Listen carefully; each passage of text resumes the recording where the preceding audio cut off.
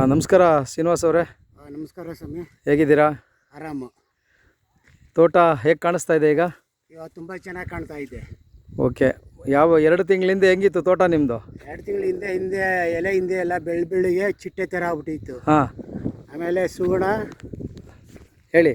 ಸುಗುಣ, ರಾಜ್ ಕಿಶಾನ್ದು, ರಾಜ್ ಕಿಸಾನ್, ಹಾಂ, ಮತ್ತೆ ಇನ್ನೊಂದು ಶಕ್ತಿ ಸಿಲ್ಕ್, ಸತ್ತು 3 ಹಾಂ ಹಾಕಿದ್ಮೇಲೆ ಕಲರೇ ಚೇಂಜ್ ಆಗೋಯ್ತು. ಹಾಂ.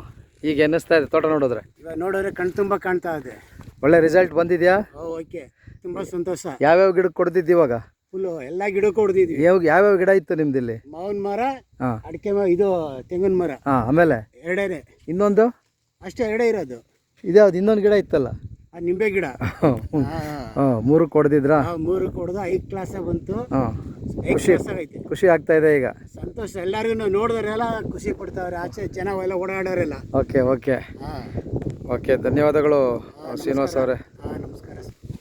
ನೋಡಿದ್ರಲ್ಲ ಸ್ನೇಹಿತರೆ, ಈಗ ತೋಟದ ಮಾಲೀಕರನ್ನೇ ಮಾತಾಡಿಸ್ದೆ. 2 ತಿಂಗಳಿಂದೆ ಈ ಒಂದು ಎಲ್ಲ ಮರಗಳು ಕೂಡ ಇದೇಗಿತ್ತು. ಮಾವಿನ ಸಸಿ ಹೇಗಿತ್ತು ಮೊದಲು? ಮಾವಿನ ಸೊಪ್ಪು ಎಲ್ಲ ಎಲೆ ಹಿಂದೆ ಎಲ್ಲ ಬೆಳಗಾಗ್ಬಿಟ್ಟು ವೈಟ್ ಚಿಟ್ಟೆ ಥರ. ಈಗ ನೋಡಿ ಹೇಗಿದೆ? ಇವಾಗ 5 ಕ್ಲಾಸ್ ಕಾಣ್ತಾ ಇದೆ. ಓಕೆ ಒಂದು ಓಕೆ 6 ತಿಂಗಳು ವರ್ಷ ಹಾಲೆ ಹೂವು ಬಿಟ್ಟು ಬಿಡ್ತದೆ ಇದು. ಓಕೆ. ಒಟ್ಟಿನಲ್ಲಿ ನೀವು ಖುಷಿಗೆ ತಾನೆ? ಹಾಂ, ಖುಷಿ ಆಯಿತು. ಓಕೆ. ಇನ್ನೊಂದು ಸಾರಿ ಇವಾಗ ಇಮ್ಮಿಡಿಯೇಟ್ ಇನ್ನೊಂದು ಸಾರಿ ನೀವು ಸ್ಪ್ರೇ ಕೊಡಿ. ರಾಜ್ ಕಿಶಾನ್ದು ಸುಗುಣ, ಹಾಂ, ಶಕ್ತಿ ಸಿಲ್ಕು, ನೀಮ್ ಆಯಿಲ್ 3 ಇನ್ನೊಂದು ಸಲ ಸ್ಪ್ರೇ ಕೊಡಿ. ಹಾಂ, ಖಂಡಿತವಾಗ್ಲೂ ಡೆವಲಪ್ಮೆಂಟ್ ಇನ್ನೂ ಚೆನ್ನಾಗಿ ಬರುತ್ತೆ. ಸರಿ. ಒಳ್ಳೆಯದಾಗಲಿ ಶ್ರೀನಿವಾಸ್ ಅವರೇ.